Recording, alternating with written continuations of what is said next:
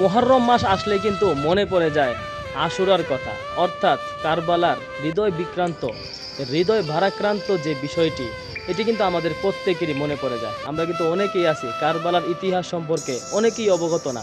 অনেকেই আছে যে আমরা কারবালার ইতিহাস, কারবালার যে ঐতিহাসিক যে হৃদয় বিদারক যে গল্প, হৃদয় বিতারক যে কাহিনী, এটা কিন্তু আমরা অনেকেই জানি না। আমার প্রিয় ভাই, মুসলিম হিসাবে আমি মনে করি আমাদের প্রত্যেকেরই কারবালার ইতিহাস, অর্থাৎ হযরত হুসাইন রাদিয়াল্লাহু তাআলা আনহু কিভাবে শহীদ হয়েছেন, তাকে কিভাবে নির্মমভাবে জুলুম করে, তাকে কিভাবে ইয়াজিদ এবং তার সৈন্যরা কিভাবে তাকে জুলুম করে অত্যাচার করে ইসলামের জন্য হযরত হুসাইন রাদিয়াল্লাহু তাআলা আনহুকে হত্যা করেছিলেন, এই বিষয়টি আমাদের প্রত্যেকেরই ভাই জানা উচিত।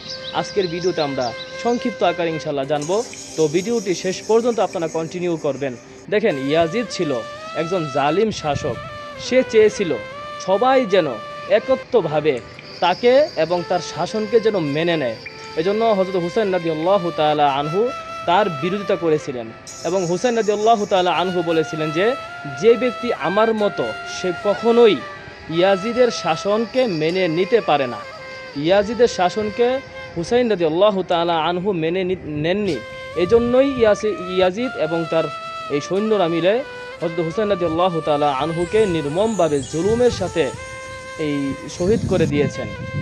কিতাবে আসছে যে 3 দিন ধরে হুসাইন রাদিয়াল্লাহু তাআলা আনহু এবং তার পরিবারকে তারা পানি দেন নাই কারবালার মরুভূমির ময়দানে।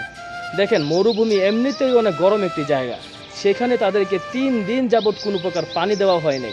তারপরেও হযরত হুসাইন রাদিয়াল্লাহু তাআলা আনহু অন্যায়ের কাছে কখনোই মাথা নত করেন নাই। শুধু তাই না, 10 মুহররমের দিন হযরত হুসাইন রাদিয়াল্লাহু তাআলা আনহুর এবং তার সঙ্গে 27 জন সাহাবীদেরকে নির্মমভাবে জুলুম করে এই জান কেড়ে নেয়, জুলুমের সাথে তাদেরকে শাহাদাত বরণ করিয়ে দেয়। অর্থাৎ সকলেরই মাথা কেটে ওই ইয়াজিদের কাছে, ইয়াজিদের দরবারে নিয়ে তার সৈন্যরা পেশ করে।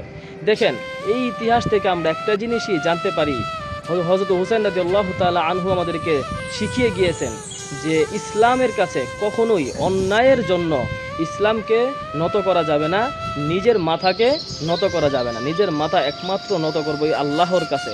কারণ ইয়াজিদ চেয়েছিল যে ইসলামকে তার মতো করে চালাইতে, কিন্তু হুসাইন রাদিয়াল্লাহু তাআলা আনহু চেয়েছিলেন যে আল্লাহ রাসূল সাল্লাল্লাহু আলাইহি ওয়াসাল্লাম যেই তরিকা ইসলামকে পরিচালনা করে গিয়েছেন, ইসলাম যেন ওই তরিকাতেই থাকে। হুসাইন রাদিয়াল্লাহু তাআলা আনহু এই চেষ্টায় প্রচেষ্ট ছিলেন, কিন্তু ইয়াজিদ চাইছিল যে তার মতো করে ইসলামকে পরিচালনা করতে। কিন্তু হুসাইন রাদিয়াল্লাহু তাআলা আনহু কখনোই তার কাছে এই শপথ গ্রহণ করেন নাই এবং ইয়াজিদের কথা কখনোই মানেন নাই। এজন্য ভাই, এই ইতিহাস থেকে আমরা জানতে পারি যে ইসলামের জন্য আমরা সকলেই জীবন দিতে রাজি আছি, কিন্তু কারো কাছে মাথা নত করতে রাজি নাই। এজন্য আমার ভাই, ভিডিওটি শেয়ার করে সবার কাছেই পৌঁছে দিবেন।